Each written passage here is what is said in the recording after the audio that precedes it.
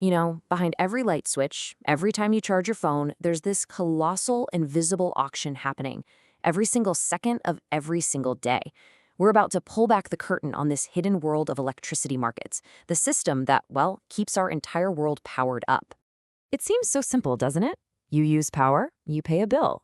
But that bill is really just the final receipt from a fierce, real-time competition. So how is that price actually set? Who's on the other end of that transaction selling you that electricity? That's exactly what we're going to break down.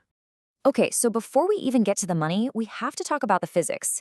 See, electricity isn't like, say, a can of beans. You can't just stockpile it in a warehouse. The very moment it's generated, it has to be consumed. This means the grid operator is doing this constant, high-stakes balancing act, and this one single rule, this unbreakable law of the grid, dictates everything that comes next. So how did we used to handle this crazy balancing problem? Well, for most of the 20th century, the answer was pretty simple. You just had one big company do everything. It was a system built entirely on a monopoly. This was called the vertically integrated utility. One company literally owned the whole shebang, the power plants, the giant transmission wires, and even the meter on the side of your house. Now, the upside was stability. It was definitely straightforward.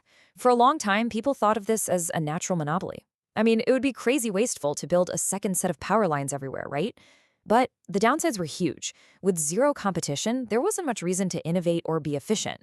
Any extra costs? Yep, they were often just passed right along to you, the consumer. So, by the end of the 20th century, a lot of countries looked at this and said, there has to be a better way. And the solution they came up with was to break up that monopoly and introduce the one thing it was completely missing: competition. The big idea was to basically unbundle the system. You let one company manage the grid itself, but you'd force all the different power plant owners to compete against each other for the right to sell their electricity. They'd have to bid against each other every single hour of every single day. The thinking was pretty simple. The cheapest and most efficient generators would win, and that should lower costs for everybody. So how does this big fight actually play out? Well, it all happens through a really sophisticated daily auction. And this auction is the absolute cornerstone of the modern grid. All right, so here are the players in our auction. Each power plant submits a bid based on its marginal cost. That's basically just the cost of fuel to produce one more unit of power. Now, look at this. Solar's cost is zero. Why? Because the fuel, sunlight, is free. On the other end of the spectrum, you've got a gas peaker plant, which is super expensive to fire up and run. Okay, so the system operator then does this three-step dance. First, they figure out the demand. Let's say we need 300 megawatts for the next hour. Second, they stack all those bids up in what's called a merit order, starting with the absolute cheapest and going up to the most expensive. And third, and this is the crucial part, they start buying power up that stack until they hit that 300 megawatt target. So following our example, to get to 300 megawatts, the operator needs the solar, then the nuclear, then the coal, and finally, it needs 60 megawatts from that gas CCGT plant. Now, because that gas plant was the very last and most expensive one they needed to turn on, its bid, 45 euros per megawatt hour, sets the price for every single generator that's running. That's the market clearing price. Here's a great way to think about it. It's like you're hiring workers for a job. You start with the cheapest and keep hiring until the job is done. But here's the twist.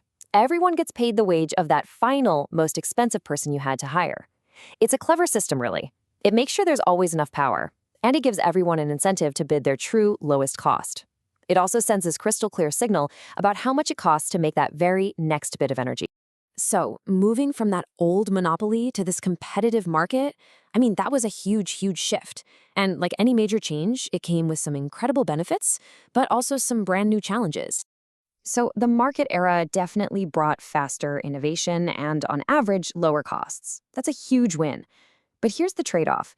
It replaced that old predictability with new volatility. Prices can now swing wildly, all depending on which generator happens to be setting the price at that exact moment. For example, picture this. It's a bright, sunny afternoon. Tons of zero-cost solar power are flooding the grid. What does this do? It pushes all the expensive fossil fuel plants way down the list. So the last power plant we need to turn on is a relatively cheap coal plant. And boom, the market price for everyone is low. But what happens on a cloudy, still night when everybody gets home from work and turns on their lights? All of a sudden, those free renewables are gone. Now the system has to climb way higher up that stack, firing up those super expensive peaker plants. And in this case, that pricey gas peaker sets the price, and suddenly, for that hour, electricity costs go through the roof. This is where that volatility comes from. So, if you walk away with anything today, it really boils down to three key things. First, competition is generally a good thing. It lowers costs and drives innovation. Second, the price you pay is almost always set on the margin by that last, most expensive generator we need. And third, renewables are kind of this double-edged sword. They make power way cheaper on average, but their come-and-go nature can create those wild price swings we just saw.